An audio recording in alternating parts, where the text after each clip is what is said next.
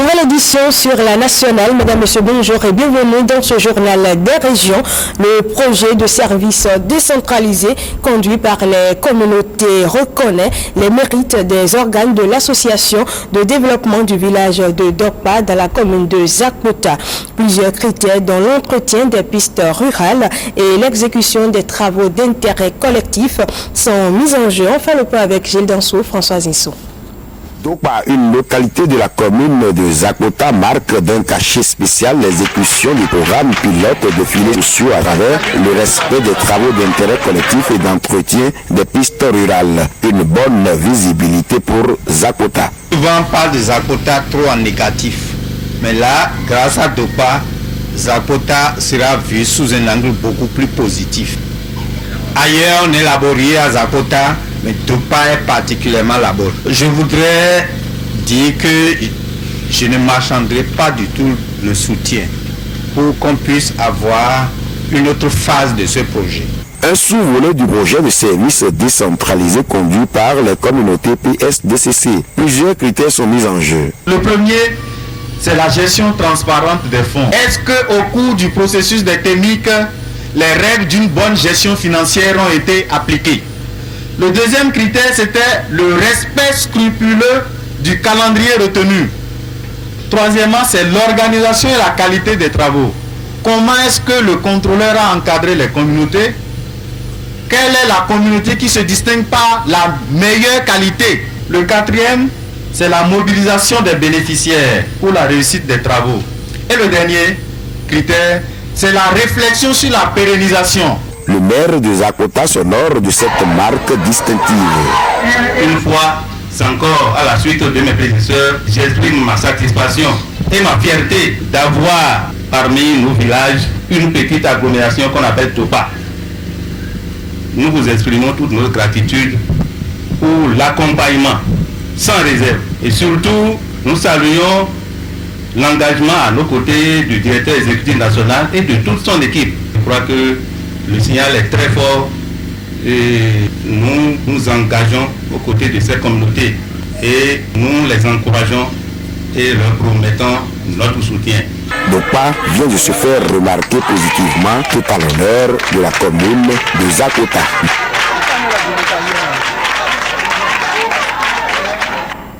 Et puis nous restons toujours dans le département du Zou où les agents de la Société du matériel des travaux publics SMPT de l'agence Zou Colline vivent dans des conditions difficiles. Ils appellent le chef de l'État au secours. Plusieurs mois d'arriérés de salaire et de conditions de travail précaires. Ils l'ont exprimé ce lundi au siège de la société. Le compte rendu avec notre équipe de Boycon.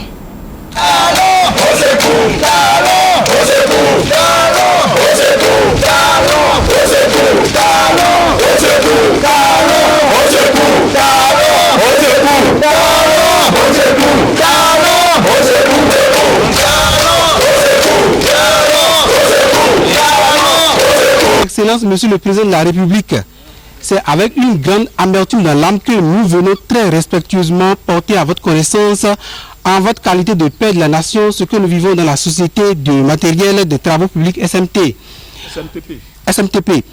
Monsieur le Président de la République, jadis la SMTP était un service des matériels des travaux publics, entre-temps devenu DMTP. Elle est dénommée aujourd'hui SMTP sous le titre de Société semi-étatique. Monsieur le Président de la République, nous vous informons que vous êtes assurément l'homme qu'il faut pour relever les grands défis de notre société, des défis qui se résument au point suivant. 1. 9 mois d'arriérés de salaire. 2. Les allocations familiales à la CNSS ne sont plus versées depuis 10 ans. 3. Nous informons que la liste des difficultés ainsi énumérées, loin d'être exhaustive, constitue l'essentiel pour la résolution urgente des problèmes et la maintenance en état de fonctionnement de la SMTP. Tous ces problèmes auxquels nous sommes confrontés ont causé d'énormes préjudices à la société et à tout son personnel. Nous sollicitons votre intervention et votre implication personnelle pour la résolution des difficultés de notre structure et son personnel. En ce faisant, vous allez sauver la vie de milliers d'âmes qui se battent au jour le jour pour le développement de notre structure. Monsieur le Président de la République, Nous comptons vivement sur vos expériences pour le dénouement heureux de notre situation et la survie de la société. Vous connaissant comme étant un homme soucieux du bien-être des travailleurs, nous vous prions d'accepter, Monsieur le Président de la République, l'expression de nos différentes considérations.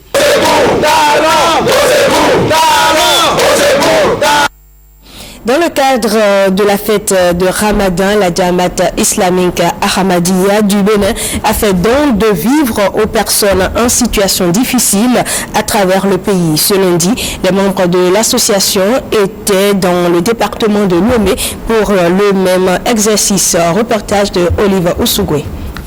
Des sacs de riz, des bidons d'huile, des cartons de savon, des pâtes alimentaires aux couches vulnérables de Lomé.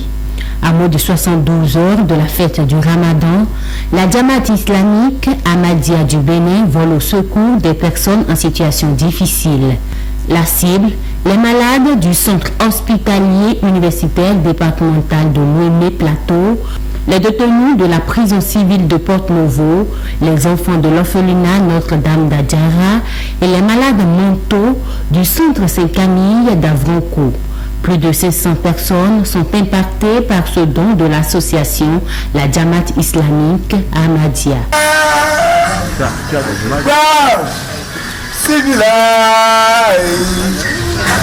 C'est la tradition de la Jamaat islamique Ahmadiyya du Bénin, de lors de toutes les fêtes, de partager cette joie de la fête avec les plus démunis, les couches vulnérables. Nous cherchons les bénédictions de nos autorités. Et voilà également pour ça nous sommes arrivés ici. Nous avons déjà fait le tour de d'autres villes. Cela c'est toute l'étendue du pays, c'est pas seulement à Porto-Novo ici. Donc voilà, aujourd'hui c'est le tour de Porto-Novo que vous nous voyez ici avec nos préfets. Avant la distribution, les vivres ont été présentés au préfet des départements de Lomé et du Plateau. Les structures que la communauté a eu à cibler sont des structures qui sont vraiment dans le besoin. Au nom de ces populations qui vont recevoir ces vivres, nous les remercions très sincèrement pour tout ce qu'ils font à l'endroit de nos communautés, de nos paisibles populations. Que le Seigneur Tout-Puissant, au cours de ce carême, vous remercie.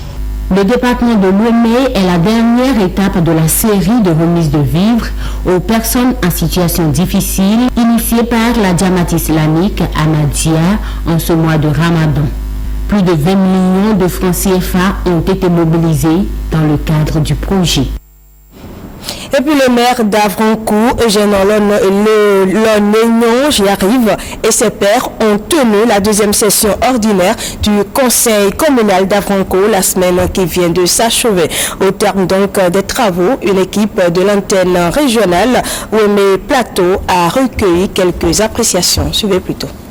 Nous prenons le rapport d'activité, presque tous les domaines ont été, n'est-ce pas, pratiquement touchés. C'est vrai que parmi ces activités, on aurait voulu voir la réalisation peut-être des modules de classe et autres. Mais ce qui a empêché toutes ces activités, le maire nous a donné comme explication les fonds FADEC. Les fonds FADEC qui, jusqu'à nouvel ordre, n'ont pas été mis à leur disposition. Mais pour ce qui concerne les ressources propres de la commune, ce qu'il pouvait faire en son temps a été fait et c'est beaucoup plus apprécié par tous les collègues conseillers. Donc, par rapport à ces points, je reviens toujours en arrière. Si nous estimons, mettons de côté, n'est-ce pas, le fonds FADEC qui devait venir appuyer les fonds propres pour que la réalisation en termes d'investissement soit effective, je dirais que ce qui a été fait n'est pas aussi mal, ce n'est pas peu. En tout cas, ça a été validé par tous les conseillers. Amen. Autre élément dans ce 13h30, les nouveaux élus 2016-2017 d'Iroko et de Tanguay Toastmasters Club de Parakou sont installés ce samedi. Quelques invités étaient aux côtés des nouveaux et anciens membres de ces clubs lors de cette cérémonie. Suivez le reportage de Blaise Bata présenté par Nestor Sella. Les cercles d'Iroko et de Tengue, Toastmasters s'agrandissent. 10 nouveaux membres intègrent les deux clubs. Accueillis dans une ambiance sensationnelle, et déjà les nouveaux élus s'engagent à faire face aux difficultés liées à la maîtrise de l'art d'écoute, de l'organisation de la pensée et de la prise de parole en public. Nous formons une famille dans laquelle nous nous aidons mutuellement à grandir. À grandir sur deux volets essentiels, à savoir le leadership et la communication. Aujourd'hui, nous recevons 10 nouveaux membres pour les deux clubs. À Tengue, nous avons 6 personnes. À Iroko, 4 personnes. La soirée a été également marquée par différentes prestations, dont la session d'improvisation. Mais de toute façon, nous en avons besoin, nous allons faire avec. Mais dresser le lit du couple revient à la femme. C'est essentiel. Elle doit garder son couple. La mandature 2015-2016 s'achève pour les deux clubs Tengue et Iroko respectivement, présidés par Wenceslas Olo et Dr Afri Bagidi. Ils passent ainsi le témoin à leur successeur.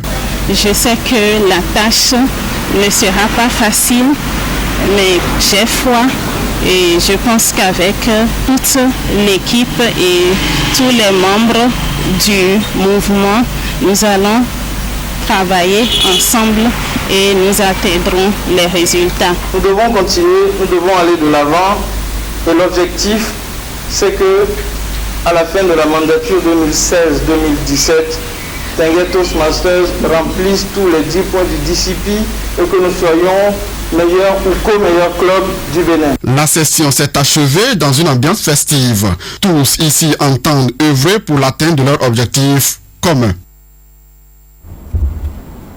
Consécration samedi dernier de la paroisse Saint-Pierre et Paul de Porto Novo. La messe de consécration dite par Monseigneur Aristide Gonzalo, évêque de Porto Novo, a mobilisé autorités politico-administratives de la ville. Le point de la célébration dans ce reportage signé Oliver Oussougoué et Enoch Adandé. Grande ferveur ce samedi 2 juin 2016 à l'église catholique Saint-Pierre-Saint-Paul de Porto-Novo. La communauté catholique célèbre en effet la liturgie solennelle de consécration de la chapelle et de l'église. Elle est célébrée par Monseigneur Aristide Gonzalo, évêque de Porto-Novo, et a mobilisé autorités politico-administratives de la ville et même du département de Lomé. Rendons grâce à Dieu qui nous donne aujourd'hui de lui remettre entièrement entre les mains ce qui lui appartient. Quand on a construit une église, c'est-à-dire la demeure de Dieu, et qu'on s'y rassemble pour prier et honorer Dieu, il y a un jour où l'on consacre cette église. Et ce jour-là, on parle de la dédicace de cette église. De 2011 à 2016, c'est plus de 150 millions de francs CFA mobilisés pour l'achèvement de la chapelle. Job Koudoro, 7e curé de la paroisse depuis sa création en 1970, remercie tous ceux qui ont contribué à la construction de l'édifice. Soyez fiers de ce que vous avez réussi à faire, malgré les petits moyens que vous avez.